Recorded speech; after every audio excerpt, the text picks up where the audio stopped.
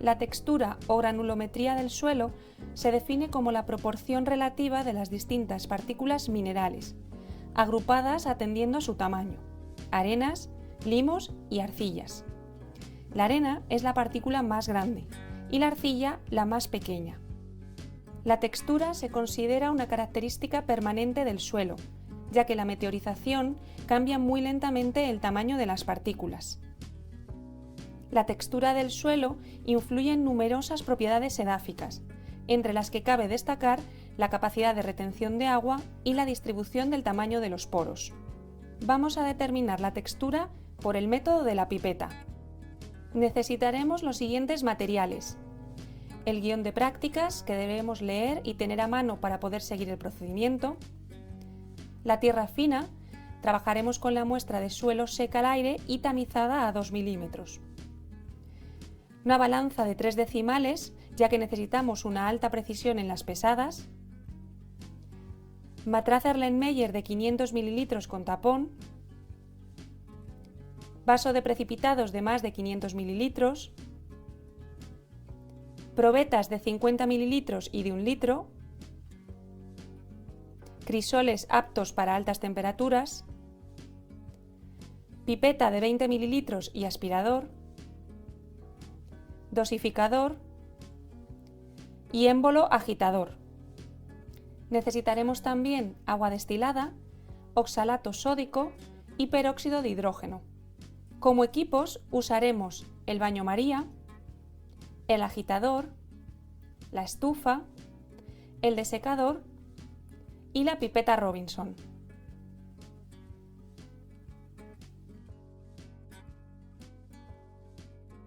Para poder determinar correctamente la textura de un suelo, es necesario que sus partículas, arenas, limos y arcillas, estén completamente dispersas, es decir, que cada partícula se asiente individualmente en lugar de estar todas unidas en forma de agregados. Para ello, debemos eliminar los agentes que sirven de pegamento entre las partículas, que principalmente son la materia orgánica y el calcio. En primer lugar, vamos a eliminar la materia orgánica por oxidación con peróxido de hidrógeno, es decir, agua oxigenada. Con ayuda de un pesasustancias, pesamos 10 gramos de tierra fina, con una precisión de 3 decimales, y lo transferimos a un vaso de precipitados alto, de 600 mililitros.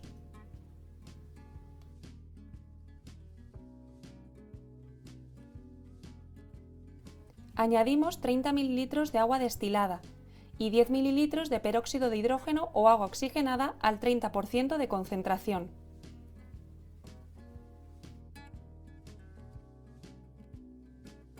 En ambos casos podemos utilizar probeta o dosificador, ya que no se necesita precisión en el volumen añadido.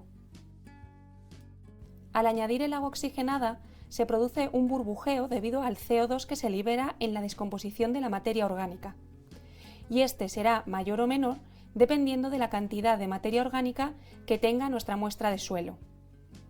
Agitamos con una varilla de vidrio para reducir la formación de espuma. Es importante no sacar la varilla nunca del vaso, ya que si lo hacemos perderemos muestra. Cuando la reacción disminuya, añadimos otros 10 mililitros de peróxido de hidrógeno y completamos la digestión calentando al baño María. Colocamos el vaso en el baño sumergiéndolo lo suficiente para que el agua cubra la muestra y ajustamos la temperatura en torno a 80-90 grados centígrados, sin que llegue a hervir. Cuando cese la efervescencia, añadimos otros 10 mililitros de peróxido de hidrógeno. Agitamos y comprobamos que ya no se produce espuma.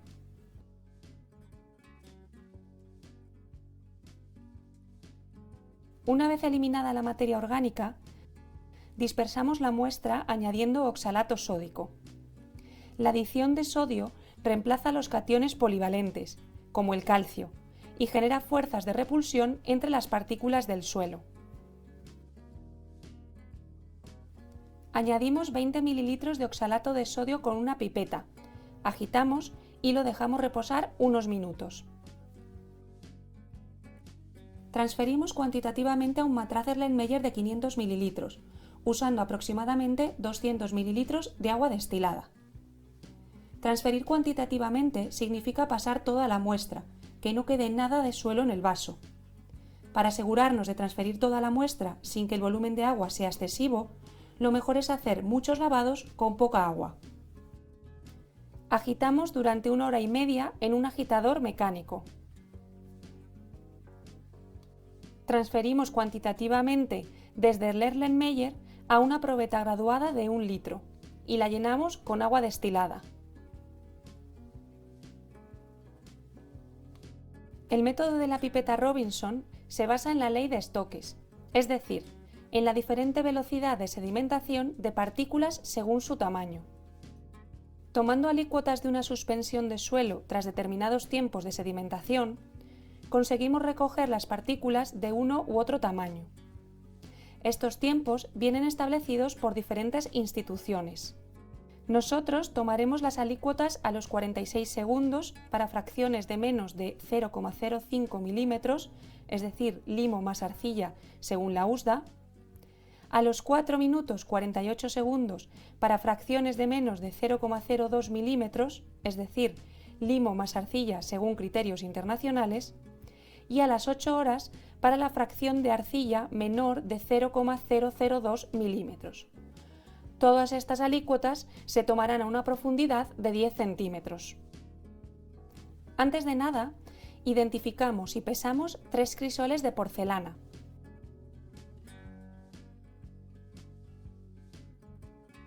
Sumergimos el émbolo en la suspensión y lo moveremos verticalmente dando unos golpes en el fondo para levantar bien la muestra que pueda estar posada. Cuando esté bien mezclado, escurrimos el émbolo inclinándolo sobre la superficie de la suspensión y lo sacamos. Anotamos inmediatamente el tiempo igual a 0. Ahora debemos estar muy pendientes del tiempo transcurrido para tomar la primera alícuota a los 46 segundos. Siempre debemos sumergir la pipeta Robinson 20 segundos antes del tiempo de muestreo a una profundidad de 10 centímetros en la suspensión. Llegado el tiempo de muestreo, abriremos la llave de succión, recogiendo los 20 mililitros de alícuota. Antes de tomar la siguiente alícuota, volvemos a agitar poniendo de nuevo el tiempo a 0. Una vez tenemos las 3 alícuotas en sus respectivos crisoles previamente pesados y etiquetados, los llevamos a la estufa durante al menos 12 horas y a una temperatura de 105 grados centígrados. Pasadas las 12 horas, se colocan los crisoles en un desecador hasta que se enfríen y luego se pesan con precisión de 3 decimales.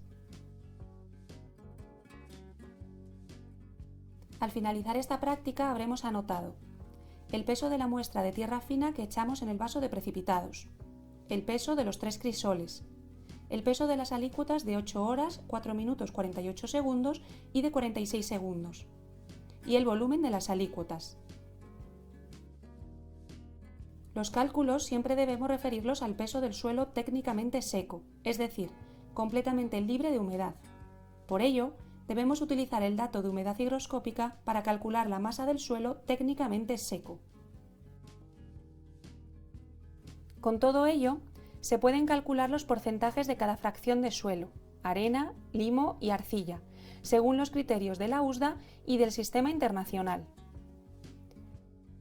Es importante darse cuenta de que el peso que obtenemos al pesar la muestra de los crisoles se corresponde, por ejemplo, con la arcilla que había en los 20 mililitros de alícuota que tomamos a las 8 horas. No obstante, lo que nos interesa saber es cuántos gramos de arcilla había en el suelo que pesamos inicialmente. Y para ello es importante pensar cómo hemos llegado hasta aquí. Una vez obtenidos los porcentajes de cada partícula, acudimos al triángulo de textura para obtener el nombre de la clase textural.